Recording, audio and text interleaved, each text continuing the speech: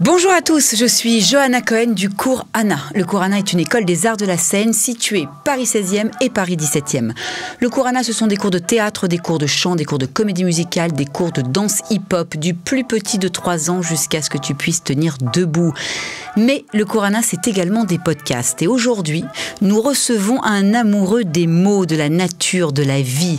Un jeune homme qui aurait pu être en roue libre, mais qui a acquis sa liberté grâce à ses mots face à certaines épreuves de la vie qui aurait pu le garder prisonnier de ses mots. Justement, il s'est octroyé un titre de noblesse, non pour se placer sur une lignée royale bordelaise, mais pour anoblir les joyaux de l'écriture et de la poésie. Il se déclame poétiseur, certainement un condensé entre poète et magnétiseur, face au pouvoir de l'amour, de la nature, de la vie, résumé dans sa formule magique « Je vais te dire un truc qui va te faire du bien ». Auteur, voyageur, artiste de rue et maintenant sur scène. Il puise dans ses expériences de vie pour les réinventer en poésie vivante. Son livre « Mémoires en roue libre », sorti en 2024, est un succès et son compte Instagram est suivi par plus de 60 000 abonnés. Pierre-Nicolas Marquis, Akamo du Marquis, est notre invité du jour. Ensemble, on va découvrir son parcours, sa vision, sa poésie moderne et ce que tu rêves encore de partager avec le monde. Bienvenue, Pierre-Nicolas Marquis. Bonjour Johanna, merci pour l'invitation et surtout merci pour cette introduction de qualité. Ah, c'est sympa. Écoute, j'ai voulu essayer de travailler les mots parce que je recevais un homme de mots. Donc, merci à toi d'avoir répondu présent. Pour la petite histoire, moi j'aime bien aller chercher les gens sur Instagram. Tu m'as plu, disons les choses. Ton phrasé m'a plu, ton approche m'a plu et je me suis dit tiens, pourquoi pas, je vais lui écrire. Et à ma plus grande surprise, tu m'as répondu oui. Et nous voilà merci. Réunis. Et nous voilà réunis. Merci exactement. À toi Johanna. T'es un jeune homme de 28 ans, bordelais, cycliste, amoureux de la vie. Enfant, tu te sentais à l'écart à l'école ou que l'école plutôt te mettait à l'écart? C'est vrai que l'école et moi, ça a été une histoire compliquée. C'est une histoire compliquée parce que j'ai eu du mal à trouver ma place tout simplement, parce qu'on me faisait comprendre par mes résultats et les appréciations et les attitudes de certains professeurs que je n'étais pas à ma place. Donc ouais, ça a été un chemin laborieux. Mais aujourd'hui, je suis fier de ce chemin laborieux parce que si ce n'avait pas été ainsi, je ne serais pas à la place que je suis aujourd'hui et je ne serais sûrement pas le garçon que je suis devenu. Donc tout arrive pour une bonne raison. C'est vrai, t'as raison. Tu dis être passé de cancre à poète. Quel événement ou facteur a déclenché ce changement? Eh bien, je crois que c'est le fait d'être un mauvais élève qui m'a amené sur les chemins de la poésie. Il y a une phrase magnifique d'un auteur dont j'ai oublié le nom qui dit que le premier de la classe ne saura jamais quel plaisir prend le cancre à regarder par la fenêtre. C'est une belle phrase. Je trouve ça magnifique et l'école, oui, ça a été compliqué. Je pense que la poésie est un soutien et quand l'école c'est compliqué, quand on est enfant, c'est souvent compliqué pour le reste aussi parce qu'on a du mal à trouver sa place. On pense que tout est fichu, que tout est fini, que ça va être très compliqué. On nous fait croire que si ça fonctionne pas, rien ne fonctionnera. Et c'est un gros mensonge. Donc la poésie a été une façon pour moi de trouver un refuge, de m'émerveiller, d'aller autre part, d'explorer autre chose et de rencontrer d'autres parts de moi-même. Mais je n'avais pas prétention un jour à faire quoi que ce soit avec la poésie, c'était des écrits que je gardais secrets dans un carnet. Et en grandissant, la poésie s'est emparée peu à peu de moi et peut-être que c'est comme ça que je suis devenu un poétiseur. Ça a commencé à quel âge? À quel âge tu t'es mis derrière un cahier à prendre un stylo et jeter tes mots? À 17 ans. À 17 ans, et je m'en rappelle comme si c'était hier, c'était lors d'une rupture amoureuse. Lorsque je me suis séparé de ma première copine, le fameux premier amour ravageur, intense et inconditionnel. Ça marque, c'est incroyable. Ça marque et ça construit, ouais. Aimer, de toute façon, ça s'apprend. Je crois qu'on n'a jamais fini d'apprendre à aimer. Et cette première fois, elle nous marque à tout jamais parce que c'est une frustration, c'est un chagrin, c'est une grosse déception, on comprend pas tout. Donc ouais, ça marque et moi ça m'a permis d'écrire. Je lui écrivais des lettres à cette fille que je n'ai jamais envoyées parce que justement en écrivant ces lettres, je me suis rendu compte que le plus important pour moi c'était d'écrire. Je les ai encore ces lettres dans une boîte. Incroyable. Qu'est-ce que tu as appris de cette épopée pyrénéenne avec tes amis? Que rien n'est grave, que tout passe, que le bonheur comme le malheur, ça ne dure jamais longtemps. Et que... Le temps fait bien les choses. Oui, surtout, et que je crois, et ça je le répète souvent, qu'on ne peut pas guérir dans les endroits où on tombe malade. Que prendre la fuite, c'est pas un manque de courage. Au contraire, fuir, ça demande beaucoup de courage, car c'est une phrase qui est dans le livre, un matin on se lève ou un soir on se couche, en éprouvant le désir féroce de se retrouver seul face à soi-même, ses peurs, ses doutes, et les pages blanches de son carnet. Et il n'y a que le pas de côté qui nous permet dans ce monde ultra bruyant, compliqué, de pouvoir se rapprocher de soi-même et justement d'apprendre à se rencontrer et de penser ses plaies. Quand est-ce que tout a commencé? Quand est-ce que tu t'es dit, tiens, je vais peut-être pouvoir en faire un métier? Justement, au départ de Mémoires en roue libre, jusqu'à mes 22 ans, moi, il faut savoir que j'étais en terminale littéraire. Donc l'école, ça a été long. Ensuite, j'ai fait quelques voyages humanitaires. Je travaillais dans quelques restos pour gagner un peu d'argent. J'écrivais toujours dans mon coin. Mais j'étais entre guillemets dans l'espace-temps. Je errais dans l'espace-temps. Je ne savais pas vraiment quel sens allait prendre ma vie. Et en 2021, à nouveau, quand je me sépare d'une copine, je me lance dans cette traversée des Pyrénées à vélo. Et je me dis, au retour, peut-être que je devrais en faire un livre de cette aventure à vélo. C'est une aventure sportive, c'est une aventure humaine. J'ai la Fondation Recherche Alzheimer qui me soutient, puisqu'on avait fait une levée de fonds pendant ce voyage pour cette fondation qui était à la Pitié-Salpêtrière. Et je me suis dit, peut-être que le premier projet littéraire, il est là. Tout le monde me dit que ce que j'écris, c'est pas trop mal. J'avais commencé à montrer mes écrits à mon entourage, à mes quelques potes, ma famille. Et puis, je me suis lancé dans l'écriture de ce manuscrit. Et cet éditeur a été emballé par le projet. Et je me suis dit, c'est peut-être ça que je dois faire. Et de là, plein de choses se sont formées. Plein de choses sont arrivées jusqu'à moi, en fait. C'est quoi les démarches pour un jeune écrivain qui a envie de se faire connaître ou tout simplement se faire publier? C'est toi qui allais frapper aux portes? C'est toi qui as envoyé? Comment ça se passe? Ça a été un long processus parce que je ne connaissais rien au milieu de l'édition. Tu vois, cette chanson de Charles Aznavour, je me voyais déjà. En haut de l'affiche. Voilà, exactement. Mais moi, je suis arrivé à Paris avec tous mes espoirs dans une valise. Le livre n'était pas encore écrit. J'ai démarché une trentaine de maisons d'édition dans Paris. Donc, les lignes éditoriales, je n'en tenais pas compte. Et j'avais pris un taxi pour la petite anecdote. Et ce taxi, au bout d'un moment, je lui ai dit, monsieur, emmenez-moi à telle adresse. Et puis, il me voyait rentrer. Et puis, j'allais voir les éditeurs. Je disais, bonjour, je m'appelle Pierre-Nicolas Marquez. Je suis en train d'écrire un livre. Non, mais ça ne nous intéresse pas. Ou vous revenez nous voir quand vous aurez un manuscrit. Bon, on me faisait comprendre que ça serait compliqué. Moi, je me disais, bon, à chaque fois, c'est un refus. Ça, c'est pas prêt de se réaliser. Bien sûr. Et je disais au chauffeur, est-ce que maintenant vous pouvez m'amener à une autre adresse, monsieur? Et au bout d'un moment, 5-6 adresses plus tard, il me dit, mais qu'est-ce que vous faites? Je lui dis, je suis en train de démarcher des maisons d'édition pour réussir à faire éditer mon premier manuscrit. Mais là, il me dit, mais c'est incroyable! Tu sais que moi, c'est un mec qui habitait en banlieue de Paris, il me dit, tu sais que moi, au quartier, on m'appelle le Victor Hugo du 9-3, j'écris aussi. C'est quoi, à partir de maintenant, j'arrête de te faire payer, tu me payes les premières courses, je vais t'aider dans ton projet. Incroyable. On a passé la journée ensemble, on a fait une dizaine de maisons d'édition.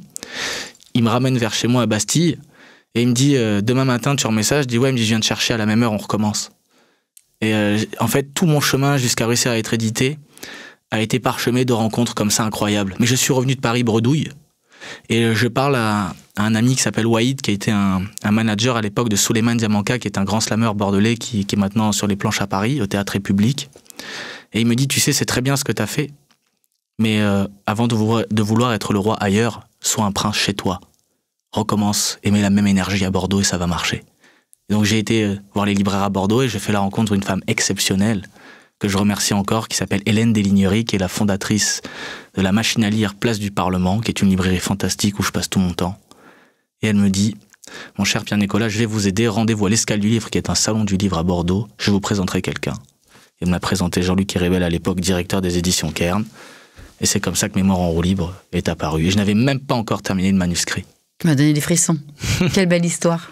C'est vrai, hein, c'est un parcours, il faut pas lâcher. Il faut pas lâcher. C'est dur d'être édité. Il faut pas lâcher. Tout à fait, je suis d'accord avec toi. Y a-t-il eu un auteur ou plusieurs auteurs qui ont transformé ta manière d'écrire, pardon? Oui. Qui? On va commencer par Oxmo Puccino, qui est une grande plume pour moi, un grand rappeur qui m'a donné beaucoup de force dans ma jeunesse. C'est un rappeur que j'écoutais souvent et qui a répondu à bon nombre d'interrogations et qui a suscité en moi également bon nombre d'interrogations, et je le remercie pour ça, parce qu'un artiste qui fait ça, c'est puissant, c'est pas rien, c'est marquant. Ensuite, en littérature, Christian Bobin, qui est un poète contemporain que j'affectionne particulièrement. J'ai découvert cet auteur en lisant Le Plâtrier Siffleur. C'est 15 pages, mais c'est 15 pages qui mélangent poésie et vie, et habiter le monde humainement revient habiter le monde poétiquement, selon la théorie de ce bouquin, et je trouve ça fantastique. Et puis après, il y a eu des Paul Éluard, des Apollinaire, des Rimbaud, j'ai survolé Lamartine, et Éric Emmanuel Schmitt aussi, qui est un romancier que j'aime beaucoup. Je me suis perdu à travers tous ces artistes. Ferré aussi, que mon père me faisait écouter tout gamin. Je comprenais rien, mais je pleurais. Je disais, c'est peut-être ça la poésie, c'est ça l'émotion. C'est un parcours. Comment est née ta fameuse phrase « Je vais te dire un truc qui va te faire du bien » ? La phrase magique. C'est une phrase qui a des pouvoirs magiques. Cette phrase, elle est née sans le faire exprès. Quand j'ai compris que TikTok faisait de la concurrence à Instagram et qu'Instagram allait favoriser les vidéos, je me suis dit, il faut que je me mette à incarner mes textes. Et ça faisait longtemps que cette idée était dans un coin de ma tête. Donc j'avais un pote avec qui je tournais quelques vidéos, on s'essayait. Puis au bout de 6 mois, j'ai dit, mais il s'appelait Charlie, je lui ai dit, Charlie, je vais te dire un truc là, mon pote, qui va te faire du bien. T'es prêt? Envoie la caméra. Là, je me dis, mais attends. J'ai peut-être trouvé un truc. Peut-être que c'est là-dessus qu'il faut commencer. Et j'ai fait un test, et le lendemain où je poste la vidéo, elle fait plus de 100 000 vues. Et je me suis dit, peut-être que c'est la phrase magique. Qui a cartonné. Qui a cartonné. T'as vu? Faut toujours suivre ses instincts. Pourquoi avoir choisi de te présenter comme poétiseur plutôt que poète, tout simplement? Parce qu'un poétiseur est un diffuseur. Je parsème délicatement là où je passe les allées, les rues, les places de poésie. Je diffuse comme ça. Tu sais, comme en été, quand t'as trop chaud, que tu prends un petit arrosoir et tu t'arroses. Juste comme ça. C'est ça que je veux diffuser lentement. Un petit vapo. Voilà, un petit vapo. Je vaporise. Je vaporise l'environnement de poésie. Et puis un poétiseur, c'est aussi... le poète, on voit plus quelqu'un qui écrit, tu vois, quelqu'un qui reste à son bureau, en retrait. Le poétiseur, il va au-devant des choses. Il est dans la foule, il est dans le bruit. Il est dans l'action. Exactement. Le poétiseur, c'est ça. Il est dans la rue, parce que la rue, c'est là où tout le monde se croise. Tu envoûtes les gens quand tu parles, c'est incroyable. C'est vrai, je trouve qu'il y a un magnétisme. Voilà, donc le poétiseur me va très bien. L'amour est très présent dans tes textes. Pourquoi ce thème est-il central pour toi, à cause de toutes ces expériences un peu chaotiques? Pas que, parce que je me suis rendu compte en grandissant et à l'aube de mes 30 ans qu'on ne fait que parler d'amour. Quoi qu'on parle, on parle d'amour. L'amour est au centre de tout. Et celui qui vient à manquer d'amour manque de tout. Donc, l'amour, c'est un sujet qui nous concerne à toutes et à tous, et on a besoin de cet amour. On a besoin, moi, l'amour, c'est quelque chose... Puis il y a toutes ces formes d'amour aussi. Il y a l'amour pour un ami, pour une amie, il y a l'amour de la vie, il y a l'amour de soi. Il faut mettre l'amour dans les choses. Les gens ont besoin d'amour, le monde est compliqué. Le monde est compliqué. C'est vrai. Écrire pour toi, c'est un moyen de guérir? Totalement. Quand on écrit, il y a des choses... Il y a plusieurs raisons pour lesquelles on écrit. Il y a l'écriture thérapeutique, je pense que c'est peut-être comme ça qu'on vient à l'écriture. Mais dans un second temps, l'écriture, c'est aussi une façon d'invoquer des choses. C'est magique d'écrire. Faire en sorte que des mots qui n'auraient jamais dû se rencontrer finissent par former une seule et même phrase. C'est incroyable. C'est vrai. Quelle différence tu fais entre écrire un texte et le déclamer devant un public? Quelle différence je fais, pardon? Entre écrire un texte et le déclamer devant un public. Eh bien, il y a des textes que j'écris en sachant que je vais les déclamer devant un public. Je n'écris pas de la même façon quand je sais que je vais écrire un texte pour un livre. Et un texte que je vais déclamer à des personnes ou sur scène face à un public. Les raisons ne sont pas les mêmes. Il faut concerner les gens quand on est sur scène. Il faut peut-être qu'il y ait des enchaînements, qu'il y ait des rimes tout de suite. Il faut qu'il y ait un flow. On écrit différemment. Bien que dans l'écriture aussi, pour un bouquin, il faut qu'il y ait une fluidité, il faut qu'il y ait un style. Mais c'est différent, on ne partage pas les mêmes émotions. Comment as-tu vécu ta première vraie montée sur scène? Ah, j'ai trouvé ça incroyable. Je suis tout de suite tombé accro, j'ai eu très peur. Je me rappelle être sur une scène devant quasiment 200 personnes à Bordeaux, dans un petit comédie club que gère mon manager. Et je me suis dit, mais c'est ça la scène. Je regardais tous ces regards sur moi. C'est incroyable, mais j'ai ressenti toute cette énergie qui venait jusqu'à moi et j'ai pas su quoi en faire. Tu sais, je me suis mis à jongler, j'essaie de faire comme je pouvais, j'ai fait ce petit truc plus ou moins bien fait, mais c'est une sensation incroyable et on tombe tout de suite accro. J'adore ça. J'adore ça.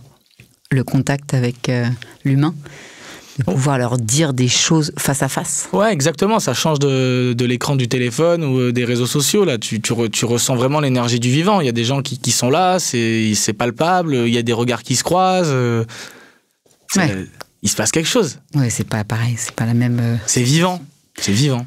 Pourquoi, selon toi, les poèmes touchent autant de monde sur Instagram? Parce que les gens ont besoin de poésie. Les gens ont besoin de poésie. La poésie, elle a jamais été autant mise en avant qu'aujourd'hui. Il y a 3-4 ans, sur les réseaux sociaux, la poésie... n'existait pas. Ouais. Elle existait, mais il n'y avait pas cet engouement. Il n'y avait pas cet engouement. Aujourd'hui, la poésie, elle est partout. Les maisons d'édition, elles publient de plus en plus de poésie. De plus en plus de gens se mettent à lire. Et je ne sais pas s'il y en a autant qui se mettent à écrire de la poésie, mais en tout cas, la poésie, elle est partout et ça veut bien dire quelque chose. Ça signifie quelque chose par rapport à l'état actuel des choses. À l'ambiance, à l'environnement. C'est un monde compliqué, les gens sont de plus en plus seuls. La poésie, c'est quelque chose qui permet de réparer, de rafistoler, d'être un précieux soutien, de se savoir compris. De rêver. De rêver, de s'émerveiller, de s'échapper. La poésie, c'est un moyen, c'est une béquille pour beaucoup de gens. Un médicament. Total. Quelle réaction de ton public t'a le plus marqué en ligne ou dans la rue? Alors dans la rue, c'est qu'on commence à me reconnaître. Et ça, c'est toujours un peu étrange dans un premier temps, parce qu'il y a même des gens, des fois, ils viennent me faire la bise et je me demande si je les connais. Mais je trouve ça fantastique parce que ça veut dire qu'ils se sentent proches de moi et moi, je me sens proche d'eux. Ce qu'on partage, c'est sincère. Moi, sur mon compte Instagram, sur mes réseaux TikTok, etc., je reçois que de l'amour. Toute la journée, là, j'ouvre mon téléphone, c'est des gens qui m'envoient que des messages d'amour. Je trouve ça fantastique. Donc c'est surprenant dans un premier temps, et puis après on commence à s'y faire, et puis c'est pas désagréable de recevoir de l'amour, je peux pas me plaindre. Non, c'est clair, je suis bien d'accord avec toi. Regarde, moi je t'ai chopé sur Instagram. C'est vrai. T'as vu un peu? Trop d'amour. Trop d'amour. Trop ou pas assez? Oui, et parfois trop c'est pire que pas assez. C'est vrai, je suis d'accord. Donc tu penses que les réseaux sociaux rendent la poésie plus accessible? La poésie, elle est devenue digitale. Aujourd'hui, la poésie, elle n'est plus que dans les livres. C'est pas que des vers habillés de rimes dans des livres dont les pages ont jauni par le temps, laissés sur une étagère poussiéreuse. La poésie, c'est devenu une façon d'habiter le monde. La poésie, elle est dans les écrans de nos téléphones. Il y a des podcasts de poésie. Enfin, la poésie, elle est sous toute forme aujourd'hui. Et c'est fantastique. C'est fantastique, ça la rend accessible, ça la démocratise. Il y a plein de gens qui, la poésie, pour eux, c'est un truc d'élite. Ils s'en sentent loin de la poésie. Donc, la mettre dans les écrans, il y a plein de gens qui se surprennent à découvrir la poésie et à aimer ça. Donc, je trouve ça génial. Et il faut continuer. Hein. Et il faut continuer. À fond les ballons. Quelle valeur tu aimerais que l'on associe à Maud du Marquis? Les valeurs que j'aimerais qu'on m'associe, c'est des valeurs simples. Hein. C'est la bienveillance, l'amour, le respect, le vivre ensemble, la tranquillité, la paix. Voilà, des choses très simples. Je pense que le bonheur est dans les choses simples. Ta prochaine grande étape ou ton rêve artistique? Il y en a beaucoup. Je dois faire un choix? Non, mais tu peux dire... Ça c'est de concrétiser tout ce que je suis en train d'entreprendre, que ça soit l'écriture de mon futur bouquin, ou que ça soit mon spectacle, mon EP. Voilà, que ça continue de fonctionner comme ça fonctionne, et on verra bien où tout ça me mènera, mais en tout cas, le chemin est plus important pour moi que le résultat. C'est quoi les projets de Nicolas Le Marquis? C'est quoi? Alors là, je suis en train de travailler sur un prochain livre qui a pour but de recentrer la poésie au cœur du débat, justement. Et pour ce faire, je vais à la rencontre de gens qui, pour moi, font le monde et ont un fort capital merveilleux. Donc j'interviewe des SDF, des éboueurs, des urologues qui récitent des poèmes de Baudelaire à leurs patients. J'interviewe toutes sortes de personnalités incroyables. C'est des prises de rendez-vous? Ouais. Ou c'est des gens que je rencontre et après je prends rendez-vous avec eux. Je laisse la vie me guider jusqu'à eux. C'est que des gens dont on m'a parlé ou que j'ai rencontrés en terrasse de café en discutant, ou la vie, en vivant tout simplement.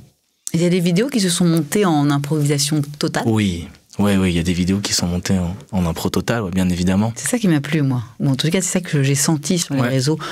Beaucoup d'impro, beaucoup de spontanéité. Bien sûr, et puis aujourd'hui, il y a des artistes maintenant qui commencent à me contacter, qui veulent faire la promo de leur album ou de leur EP qui va prochainement se paraître. J'ai des écrivains, des influenceurs. Je voudrais faire la promo de Ma future école qui ouvre le 15 septembre. Johanna, nous aurons une vidéo ensemble avec grand plaisir. Pour toi, en quoi la poésie peut rendre le monde meilleur ? En quoi la poésie peut rendre le monde meilleur ? C'est que la poésie est un formidable moyen d'aller vers l'autre. Moi, c'est la démarche que j'ai entreprise avec mes vidéos sur mes réseaux sociaux. Je pense que les gens ont besoin, encore une fois, de se sentir moins seuls, de se sentir compris. La poésie, c'est quelque chose qui embellit le monde. La poésie, c'est... Moi, j'ai déjà vu des fées s'échapper d'un recueil de poésie alors que j'étais en train de lire le poème qui se trouvait à l'intérieur. C'est magique. C'est magique.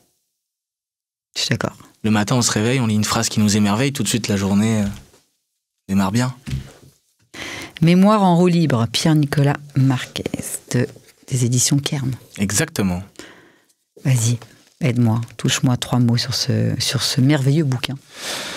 Ce livre... Pourquoi il faut l'acheter ? Pourquoi il faut l'acheter ? Il faut l'acheter, ce livre, parce que il est indispensable pour comprendre que parfois, on a tendance à se scléroser et à attendre que les choses se fassent alors que les choses ne se feront pas d'elles-mêmes. Que quand quelque chose ne nous convient pas ou quand les choses se compliquent pour nous et que ça nous paraît difficilement surmontable, on peut s'échapper. On peut s'échapper et toutes les réponses sont en nous. Toutes les réponses sont en nous. Et de se rapprocher de soi, de la nature, d'aller dans les grands espaces, c'est une façon de se retrouver. C'est une façon de se retrouver. Et je souhaite à tout le monde de se perdre, parce que c'est en se perdant qu'on peut se retrouver. Et en vivant ce type d'aventure, on se rend compte de la chance que l'on a, finalement, de vivre tout ça. Les choses, elles s'opposent à nous, elles sont comme elles sont. C'est à nous, ensuite, de choisir le bon prisme et de regarder dans toute cette grisaille le petit hectare de ciel bleu. C'est ça le but de toutes ces mésaventures. C'est comme ça qu'on se construit. C'est dans le chagrin, dans l'adversité, dans la difficulté. La facilité est un piège. La facilité est un gros piège. Donc, voilà, il faut prendre la route. Il faut aller voir ce qui se passe au bout de l'allée, au bout du chemin. À travers les champs, les montagnes. Il y a l'autre aussi qui nous attend, toutes ces rencontres. Les voyages sont parsemés de gens qui nous attendent et qui ont des choses à nous révéler. Moi, je me rappelle, dans ce livre, j'ai rencontré Marie-Hélène, qui était une femme formidable, au début du voyage dans le col de Lioro.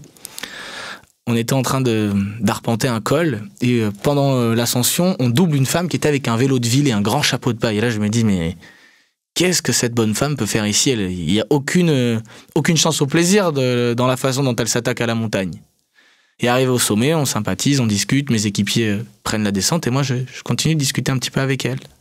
Elle m'explique qu'elle a toujours vécu dans un camion, qu'elle arpente la région à vélo pour trouver une maison à acheter et se sédentariser. Et juste avant que je plonge dans la descente, elle me glisse « Pierre-Nicolas, n'oubliez pas qu'il faut un chez-soi pour s'y sentir bien, mais il faut aussi savoir le quitter. » Je trouvais ça formidable, ça a tout de suite parlé en moi. Prenons la route. Bientôt un spectacle ? Bientôt, je sais pas, mais en cours, ouais. Je travaille là-dessus avec mon manager. On est en train de finir de l'écrire. Je rôde quelques petites parties sur des seuls en scène, des scènes ouvertes, que ça soit de poésie, de slam, des jams. Je clôture aussi, pas mal de soirées stand-up. Donc je passe après les humoristes. Donc oui, c'est en cours.